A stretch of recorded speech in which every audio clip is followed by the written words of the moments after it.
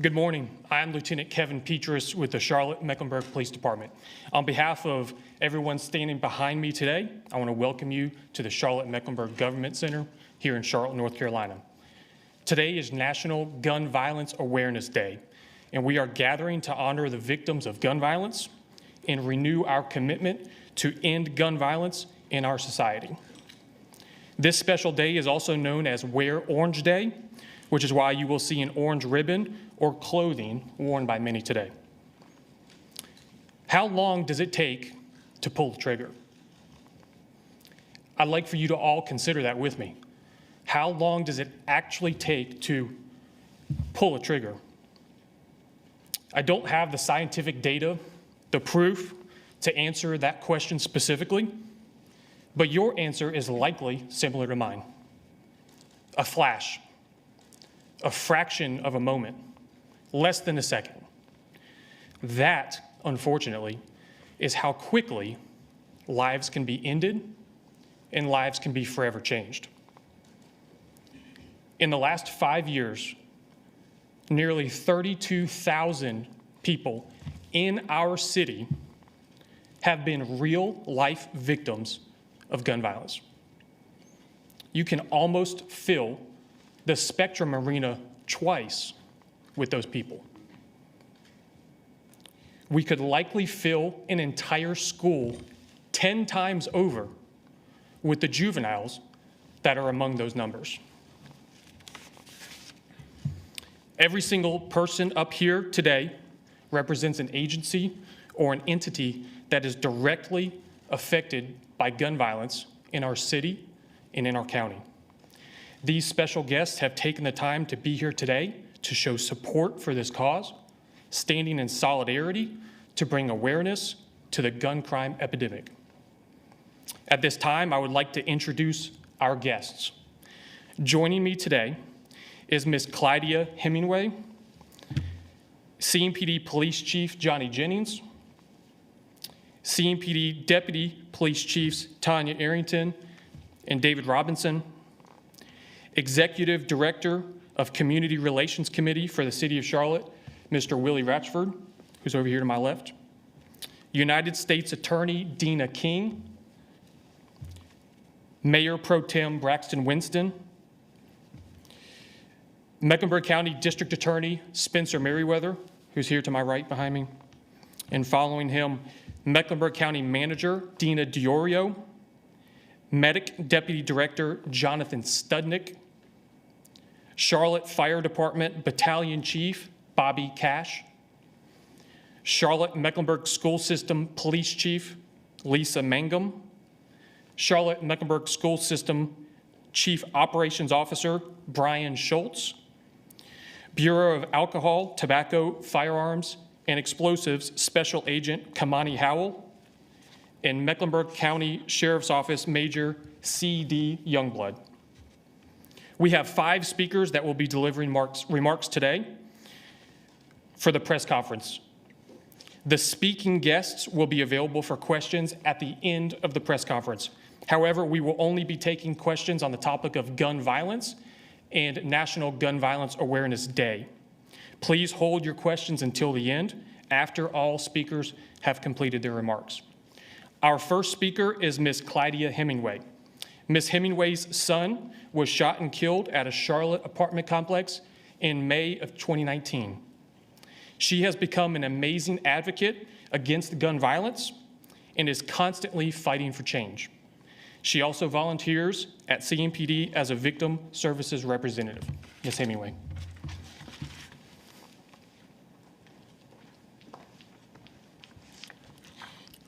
Good morning. Thank you for this opportunity. And I always have to start, I want to thank CMPD for, first of all, working so hard to catch the criminals, the murderers who have ruined our lives. I thank the DA's office for working so hard to get these murderers who's ruined our lives prosecuted. You know, when things that goes on in the court, we have to remember it's the criminals who are causing the backlogs. It's the criminals who are causing the difficulties in the neighborhoods. It's not the police department. It's not the DA's office. It's the criminals. It's very important that we get them under control. That's how you control gun violence. You get rid of the ones that are pulling the triggers in our lives. My son, Donquavius, there was a shooting at UNCC, April the 30th. 2019. My son, he had enrolled in the college. He also played rugby, so he was very acquainted with a lot of the students there. He co-hosted the visual for one of the kids and, went across the street. Words were exchanged and, he wanted to walk away from it. He kept statistics of gun violence. He wasn't a part of it. He did not have a gun. He did not want to entertain the situation. And I say all of that after this happened with Donquavius, as I read my Bible to heal, to grow, I read a lot as they talk about the widow. When you lose a spouse, you're a widow. A child that don't have a parent, they're called an orphan. Now that I've lost a child or my child has been taken from me, who am I? What do you call me? When I can't see those beautiful eyes anymore. I can't see him run across that football field. Took me almost 2 years to watch sports again. I have 4 of the siblings. They're hurting. I grieve him. I grieve for my children because they have the flu. You can take them to the doctor. You can get them healed. I don't know what to do about them losing their brother. I don't know what to do about me losing my son, except fight. I'm in Raleigh constantly because I've had to go in front of a judge 2 times to explain why this person should not be on bond. That shouldn't even be. The fact that they committed a crime lets you know that they're a danger to society. They have constitutional rights as well. And consequently, the very first one is the very first section of the North Carolina Institution. It's inalienable. We have the right to life and enjoy the fruits of our labor. Donquavius, he was so loving, he was so loyal, he was giving. He was first talks of Union County Rugby and Charlotte Rugby Club. He had dreams. It's not fair to say everybody dies. It was just his time. No, it wasn't, because when I carried my son, God showed me who he would be, and it definitely wasn't to be a 22-year-old dead. He'd only been 22 for 8 days. 8 days. He would have been 26 years old. He often, he wanted to blend the gaps within the community to help create better people and his peers. Union County, he was served the sheriff department Easter dinners, and we continued it on to today. We've also served Mecklenburg County as well. A kind person like him, there's no way that God was ready to take him, not in the world that we live today. I'm told of a house was on fire. He ran into the house to get the child. I go to Starbucks. A young lady said, "Can I tell you what your son did for me?" She spoke on how she was at a graduation party and she was being bullied and harassed. He stood with her the entire time, drove her home, and he caught an Uber home. He's not a person that should have been taken away from here. Gun violence, we've got to make it to the point of bipartisanism to where it's human violence. This is humanity. Too many lives are being taken at the hands of someone pulling a trigger senselessly. Taking babies. Can you imagine a baby taking the weight of a bullet?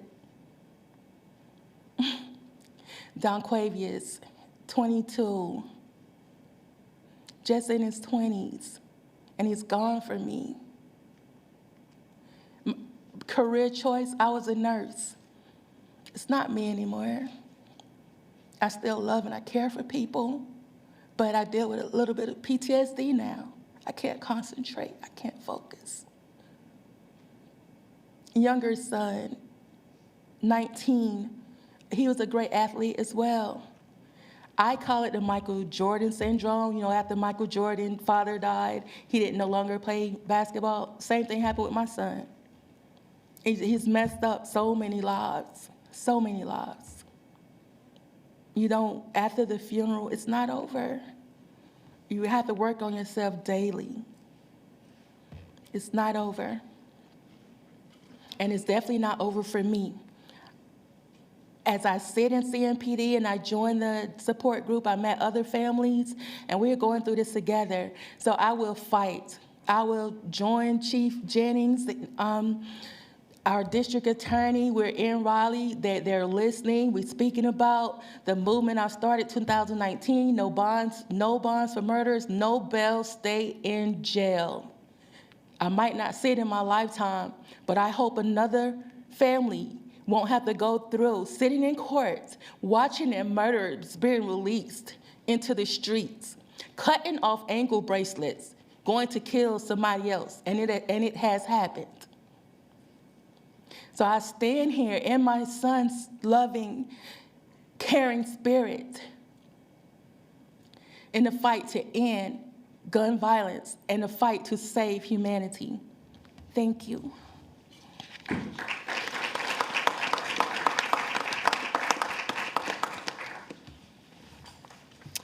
Ms. Hemingway, thank you for sharing so passionately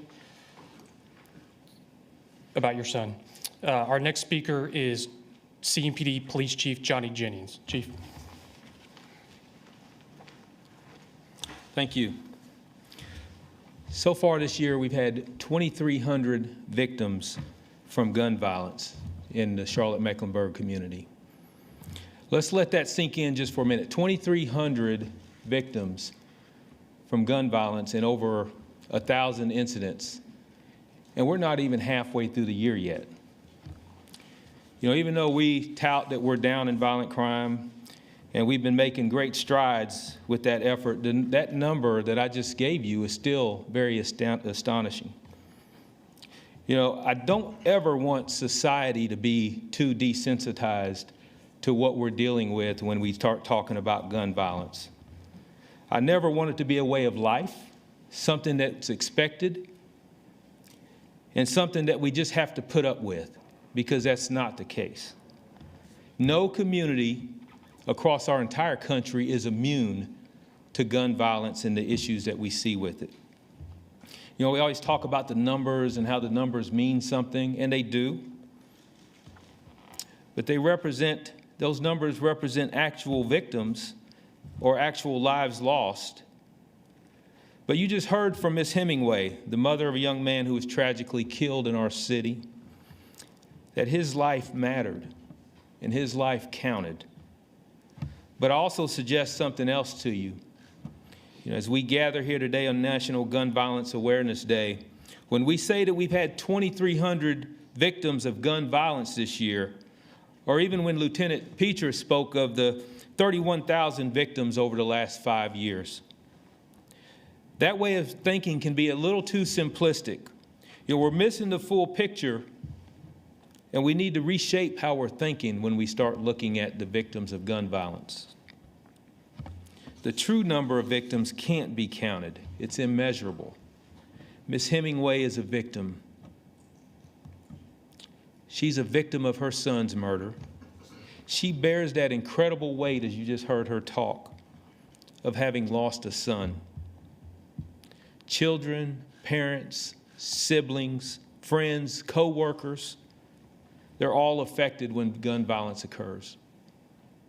Police officers, detectives, telecommunicators, crime scene technicians, anyone who assists in these violent events, they're also impacted.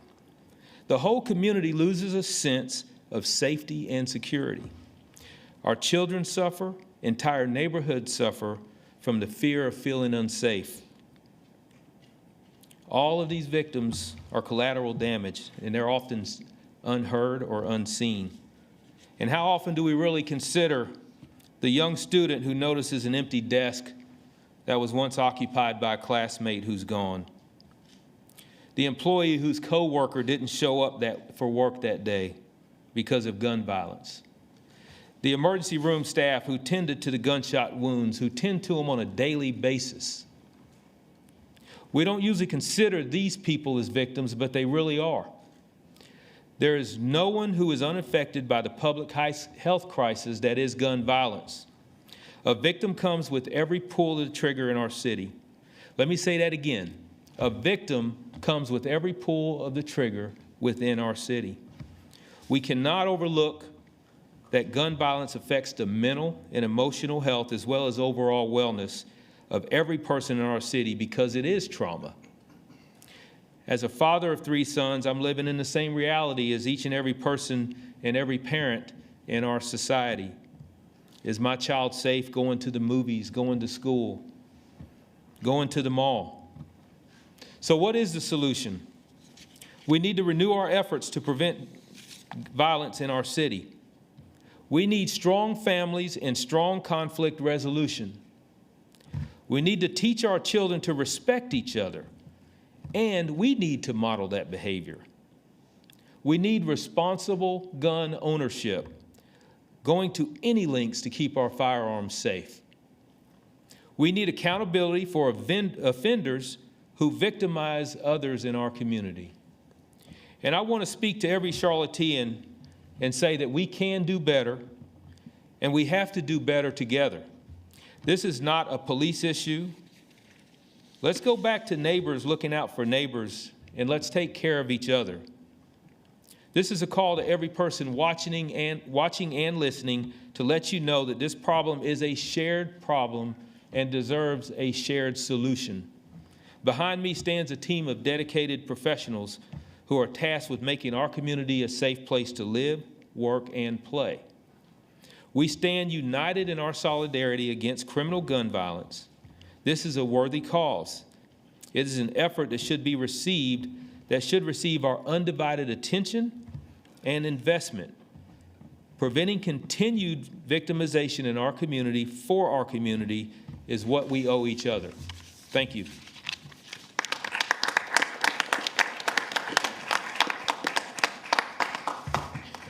Thank you, Chief Jennings. Our next speaker is Mr. Willie Ratchford, Executive Director of the Community Relations Committee for the City of Charlotte.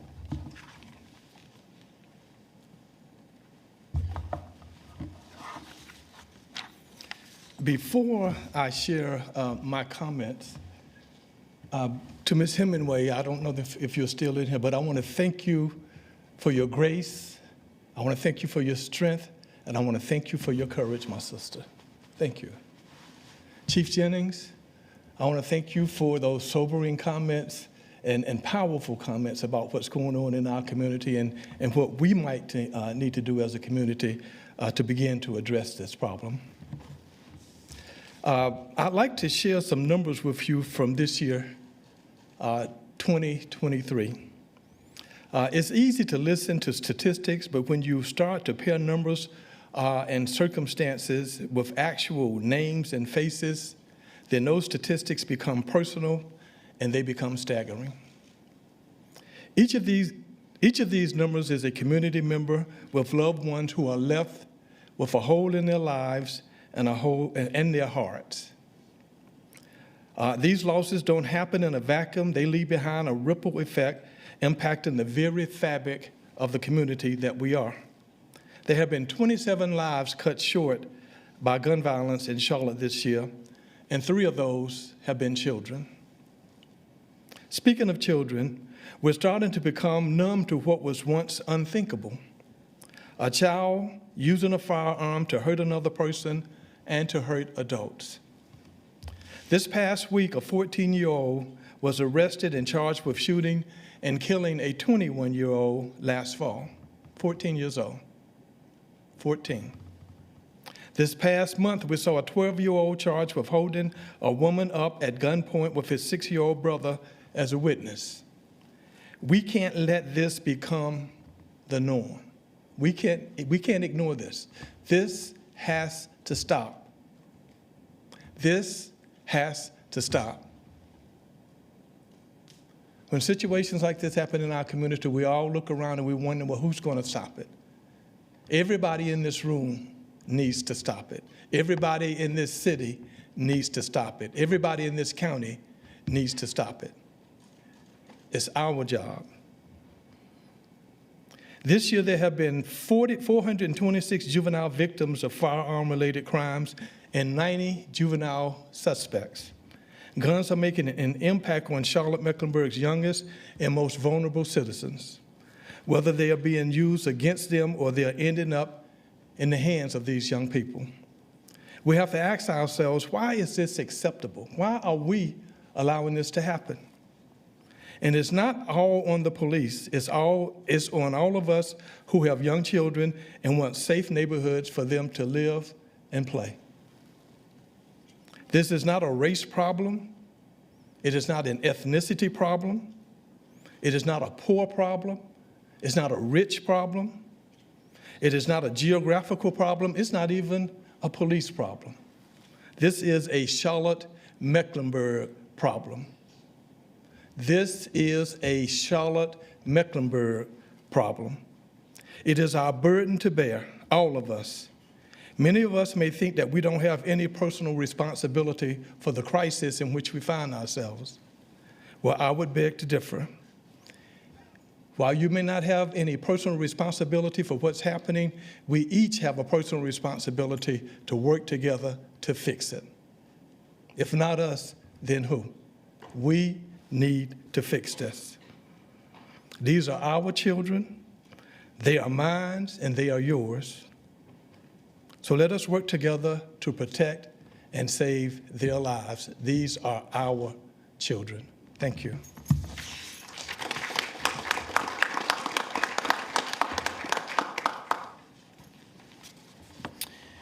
Up next to share with you is United States Attorney Dina King.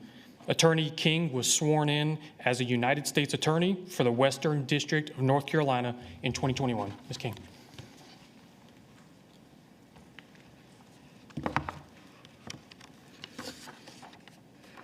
Thank you, Lieutenant Petrus, for the introduction, and thank you, Chief Jennings, for your leadership and for convening us today to address this incredibly important topic. Confronting gun-induced violence, reducing gun crime, and amplifying our violence prevention and intervention efforts continues to be an important priority for the Justice Department and for my office. It's also a priority for each of us. Whether we serve in law enforcement, first responders, city officials, or elected representatives, it is the fundamental reason as to why we do the work that we do.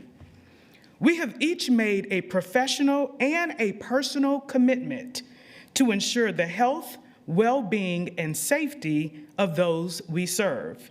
We are here because we believe that all of us, no matter where or who we are, deserve to feel safe in our homes and deserve to feel safe in our neighborhoods. We're here to reassure the community that violence is not inevitable or inescapable, and that together we will continue to do our part to hold accountable those that are responsible for causing the greatest violence in our communities. We are here to reiterate the importance of partnerships in confronting our shared challenges, and at the top of that list is gun violence. And we're here to reaffirm our shared commitment to keeping communities safe and upholding the rule of law. The majority of the hard work on violence reduction falls on our local law enforcement partners. Part of my office's role is to truly amplify local violence reduction efforts by using all of the federal tools and resources at our disposal to assist our local law enforcement to keep communities safe. Depending on the needs of our local partner agencies and the community, federal assistance comes in many forms. We've got federal violence reduction initiatives, such as Project Safe Neighborhoods, oftentimes referred to as PSN. We have partnerships with our state prosecutors, specifically Mr. Merriweather's office, including the Special Assistant U.S. Attorney program. The sharing of data and intelligence on criminal activity and implementing federal gun laws to disrupt gun trafficking organizations. We seize illegal firearms and identify the straw purchasers that are buying firearms on behalf of people that can't lawfully buy them. We prosecute repeat offenders who continue to violate federal firearm laws. And then we work to administer federal grants that support local initiatives and address the needs of our local law enforcement agencies.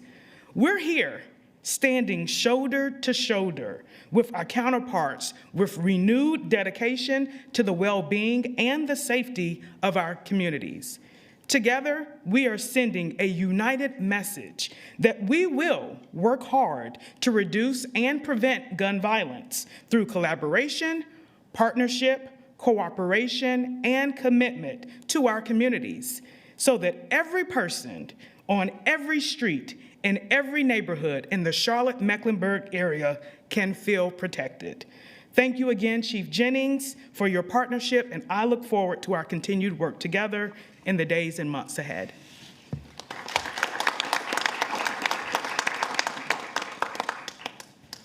Thank you, ma'am. Our final speaker is Mr. Mayor Pro Tem for the City of Charlotte, Mr. Braxton Winston. Sir.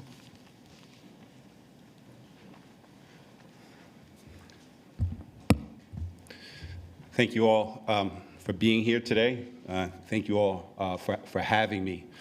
You know, I want to start by addressing Ms. Hemingway. You know, I know this is not going to be enough, but what I would call you is loved. You know, you are loved by your community. I have seen you speak about your son on several different occasions, and every time it's one too many times. I thank you for doing the work and constantly, unfortunately, reliving that pain. Because as it's been said a couple times, we are far too numb to the realities of our truth. You know, CMPD asked me to come up here and speak from my heart. And I think we know I have no trouble doing that. But I'll try to be succinct. You know, over my career that I've been in public service, you know, people may say some things about the way I might approach law enforcement. I think that we certainly have differences of opinion and differences of philosophy in certain things. And we talk about that out in public and in private. But Chief Jennings has asked, you know, challenged me, and Chief Putney before that there are common ground things that we talk about in private and in public that we will work hand in hand, shoulder to shoulder about, and which is why I'm here.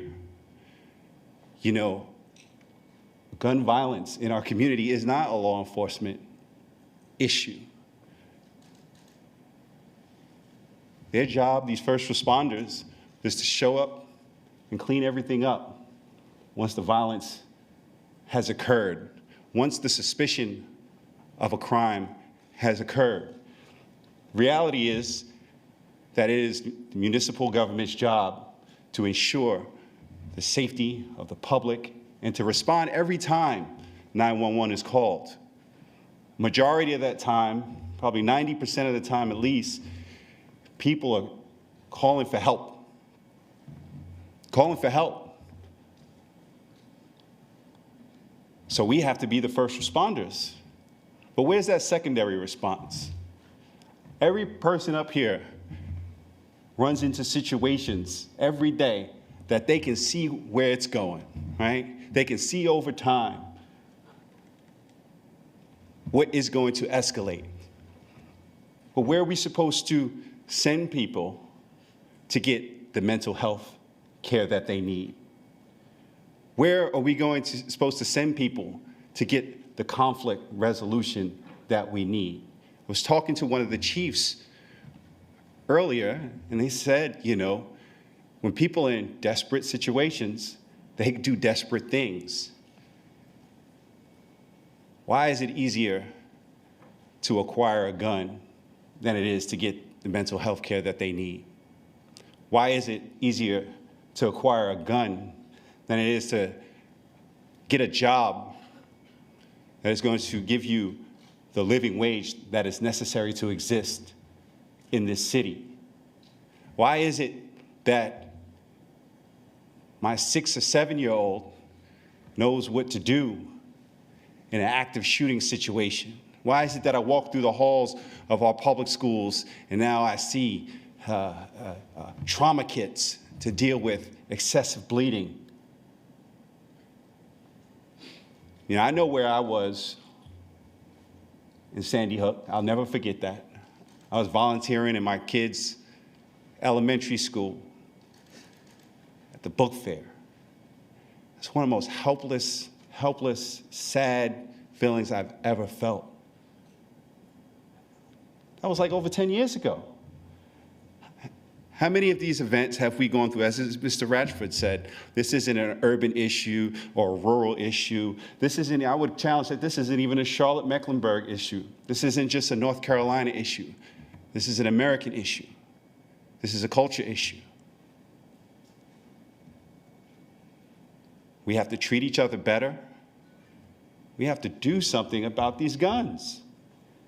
CMPD stops people all the time, cars full of guns. That's not illegal. If a crime hasn't occurred, there's nothing they can do. We're one of the most incarcerated nations in the world. We are one of the most policed nations in the world. That has not stopped gun violence in any of our communities. So I stand here with all branches of law enforcement, with fire. We've had to purchase bulletproof vests for and bulletproof helmets for. The district attorney, who we've talked, would love to go out of business if it were all possible. The county, my colleagues on city councils, James Mitchell, our community members that are doing the work to try to create those secondary responses. You guys are going to ask us some questions in a second. I don't know what answers that we'll actually give. Chief Jennings just said how many thousands victims of gun violence in our community already? It's too many to even fill the airwaves. You can't even report on it. So what else would you talk about? So I'm grateful to be here. As long as I'm around, I know my colleagues on City Council and in the City of Charlotte will continue to work to find solutions to achieve our primary responsibility as a government, to ensure the safety and well-being of all of our citizens. But again, this is something that we're going to have to come together as Americans to change the culture, how we do what we do.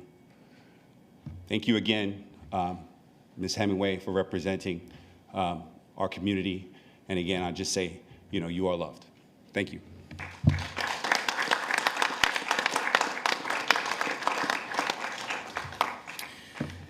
Thank you, Mr. Mayor Pro Tem. I do want to recognize one more special guest that we have today, Mr. Craig Jackson from Heal Charlotte. Thank you for being here with us. That concludes the prepared remarks from those on our speaker list for today. You have heard their passion and commitment for change in our city and beyond. You have also heard some statistics about gun crime in juveniles. While those statistics are indeed troubling, we do have hope. Part of that hope comes from these statistics. Violent crime is down in Charlotte. Year to date in 2023, the number of victims of gun crime is down 4% compared to the same period last year. Further, the number of victims of gun crime and the number of gun crime incidents have trended down each year since 2020.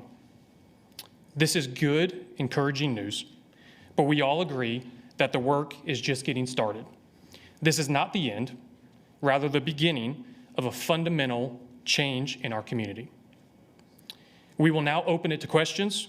Again, this is a reminder that only the speaking guests will be taking questions and that the questions must remain on the topic of gun violence and the National Gun Violence Awareness Day. Before asking your question, we ask that you state your name, your media outlet affiliation, and identify who your question is for. I have a question. Ma'am. Hi, I'm Tina Quizan. I'm an independent journalist. I first actually met Braxton when everybody was protesting. I was reporting that, and I'm so glad to see he stepped forward to do that. I feel like the one thing we don't talk about is the glamorization of gun use through TV, movies, streaming. Kids think it's so cool. They see all this on television about guns and crime and drugs, but we don't address that. No one talks about that. How do we compete with that? That's my question. Okay, the question is the glamorization of guns in our society. Ma'am, will you identify who your question's for of our speaking guests? Several who would like to answer. I'd like to hear different. How do we compete with that? Chief and Mr. Winston. We were arguing on who's going to answer that question, so he's supporting us here. So I see that as well. When you look at what we grew up, couldn't wait as kids to get up on Saturday mornings just to watch cartoons. And now the violence and everything you see, not just in TV shows and in the media, but also video games, things that just almost make it unreal for our young people today. So I don't know how to address it, but what I can tell you is I do think it does attribute to just some of the issues that we see with youth and violence, particularly gun violence. And we just have to be better parents, and we have to be a better community to make sure that we know that what they see on TV and what they play on video games is not reality.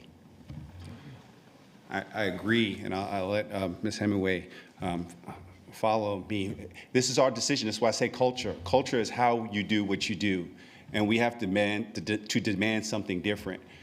We do have a lot of power with our dollar, and if we stop consuming media and request something else, the market will respond. So these are intentional choices that we have to make. But I think people like Ms. Hemingway are important to continue to tell the stories, the reality of what pulling that trigger, that split second, how that affects the community at large. So.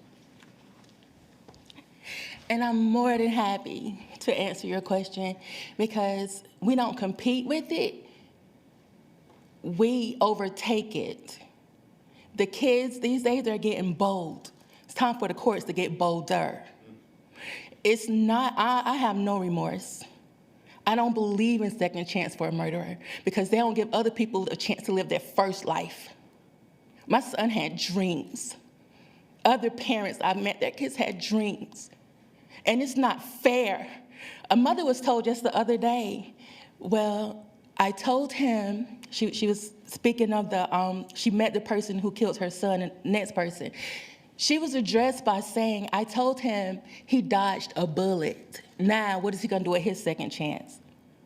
When he gave her son a bullet, he don't get a second chance to raise his son. And as they just look at social media and their thing now is, I got a body, if that's all that matters to them, death penalty, incarceration, that's it. I love my son. I love my baby. I taught my children, I didn't carry you 9 months to give you to the prison, and I definitely didn't carry him to be dead at 22 years old. We went through a lot moving here to Charlotte. This is supposed to have been the land of milk and honey for us. I had to live in a shelter. My son, during his years, he tore his ACL twice. It disappointed him because it messed up his signing career, going to college. He didn't give up. He didn't go out here robbing, stealing, and killing and selling drugs. So there is no excuse. And as I heard Mr. Winston, he talked about the first responders, the police. You know who the first responders should be? The parent. Once you're notified from the teacher or that your kid has gotten into something, you respond. Don't enable, respond, as a parent should. Question kind of going along with that. Brandon Hamilton, WBTV, and this is for anyone who wants to answer. I mean, we know crime is hitting our kids, and we have organizations like Greg and Hill Charlotte and other organizations who are trying to get to these kids. Chief, you mentioned it about the solution part. What is the solution? Because if you talk to these kids, we're all adults in here, so the adults were having this conversation. But if you talk to the kids, just hearing some of the things these kids think or say, it's kind of concerning when you hear some of these kids about why they commit these crimes. So what is the solution? Is it more community organization? Like, what is it going to take to say, hey, you know, this is a no? Mr. Hamilton's question is, what is the actual solution to preventing this gun violence? Mr. Jackson?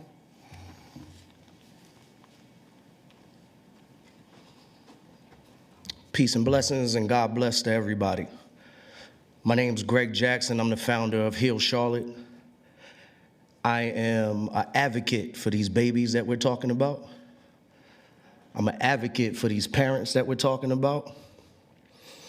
First off, I'm very disappointed because I shouldn't be the only community leader here. I shouldn't be the only leader of a nonprofit, and it's not due to them not wanting to be here.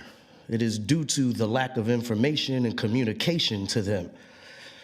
We can't talk about we want to work together, we want to collaborate, we want to see a change, and we're not willing to stretch our arms out to the community that are on the ground, that are boots on the ground. And I refuse to be highlighted as an organization like I'm the only one being out here doing the work.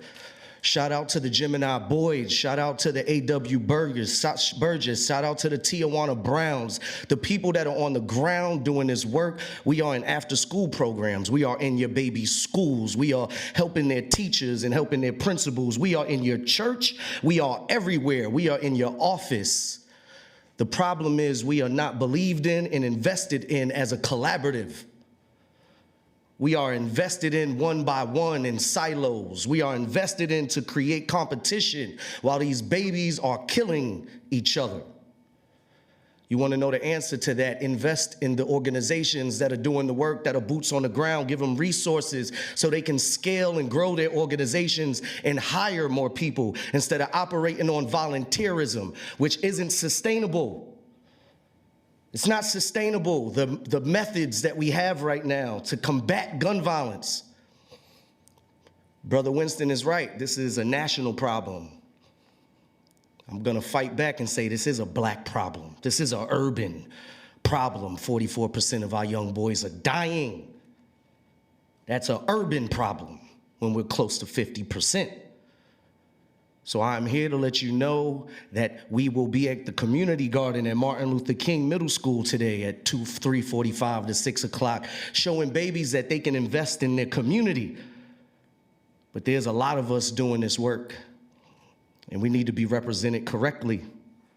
And if you want to see that, get out in the streets of North Tryon and every corridor that this city has deemed as an opportunity, and ask yourself, who's it an opportunity for? My name's Greg Jackson. I represent Hill Charlotte, but I also represent every nonprofit organization on the grassroots level that is doing this work. Send your dollars, send your time, and send your treasure. Do not complain. The protest is 365 days a year. God bless you.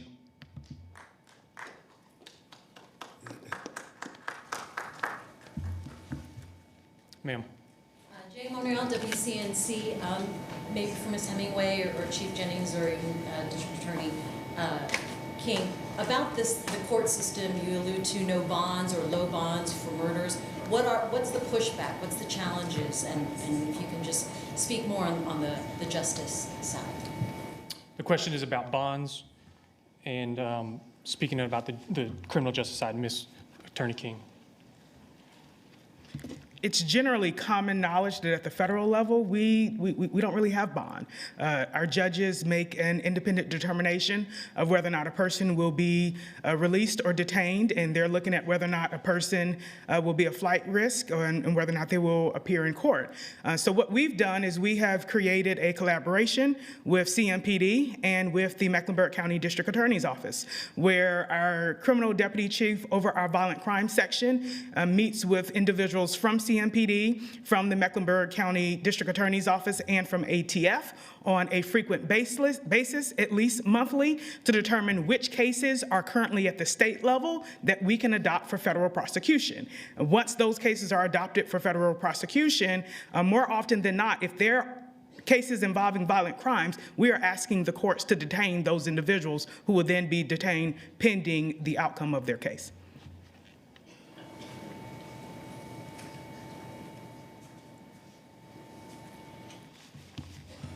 Any other questions? I have a question for Chief Jennings. This kind of goes back to with the repeal of permits. Are you all, as far as police, concerned that will mean more guns in the hands of wrong people? Well, I think guns being put in the hands of the wrong people is historically has been there. So I think what the misconception is that the police are concerned with purchase permits and all of that when we encounter individuals. That's not necessarily the case. As long as that firearm is possessed legally, you heard Mayor Pro Tem Winston say that we come across guns every single day. A lot of times they're not illegal and there's nothing that we can do. We've seized almost 1,400 firearms year to date. Now, think about how many, we have 1,700 officers approximately. And out of those 1,700 officers, we've seized almost 1,400 firearms from individuals. That's a huge number. I think there was a stat out there that there's, 2 firearms for every individual in the population, in our population in the United States. So their guns are out there, whether they have a permit, however they're purchased, if they're purchased from a relative or a business. My concern is the legality of the guns being legal and responsible gun ownership, and that they're not used in commission of crimes. So I think that's important. Did that answer your question, or yes, did you have something? Oh, sure. A topic that I don't think it's talked about enough when it comes to gun violence is the pervasiveness of suicide, right? It's something that, again, it's not going to get covered in the media. It's not going to be something that shows up in our statistics. But again, the impact that has on families, the impact that has on communities, and again, the inability to get people the resources that they need that could prevent gun violence in its many forms is, again, something I think that we have to have a conversation about, because, again, those are guns that can be purchased legally. But what if there was a different path for a person to get the help that they need? Could that mute the effect of gun violence on our community as a whole? But I wanted to lift that up.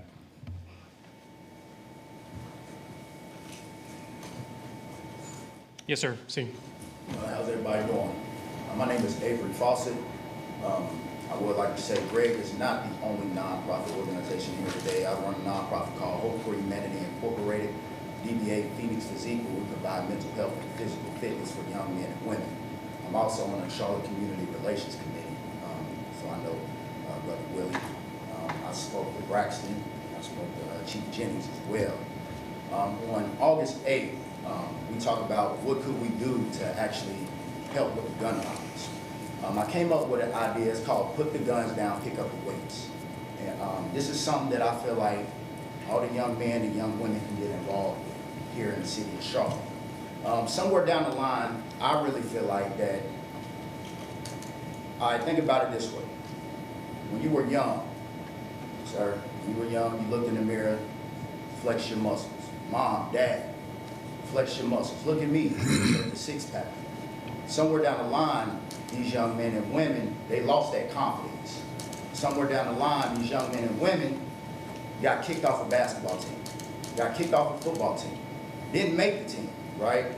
So pretty much they just lost confidence in themselves. So what they do, they flock to the streets. They flock to the people around them, their environment, their community, right? So I came up with this idea, put the guns down, pick up the weights, where we can help rebuild the confidence, but also shed light on what's really going on in our community. I would love to partner with you. I would love to talk to you. Because I started my organization off of 2 young men that I went to school with that were murdered. Came home from school, I went to Winston State, came home from school one day to visit my niece, she was born. My brother told me one of my friends died. Came back again, next month, another one died. From there on, I felt that God was telling me that I had to do something. So I invested myself. I started down in Winston-Salem. I invested myself in the community. I came here, I'm grassrooted too. And one of the things that I really struggle with is getting the resources, is getting the funding. You know, so I would love to partner with anybody. I would love to partner with Greg. I'll come out there today, support you, can't stay long, gotta get my baby from daycare. But I'm willing to partner with anybody because I hate seeing it. I was just watching someone on Instagram today, a young man shot into a home of university. I hate seeing it. And like you said, it's a culture thing. We need to teach our young brothers and sisters about love. You know, we need to teach them self-love.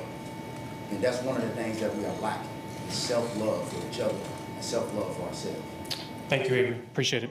Avery just spoke about his nonprofit, put down the guns, pick up the weights, and he alluded to me flexing in the mirror, and my muscles definitely aren't as big as yours, sir. So you're doing well. All right, that's all the time we have for questions today. CMPD will be posting a media release shortly that will include the statistics that you've heard today, as well as other information. Also, stay tuned in the coming weeks for the announcement of the CMPD mid-year 2023 crime briefing. We sincerely thank you all for being here today. God bless.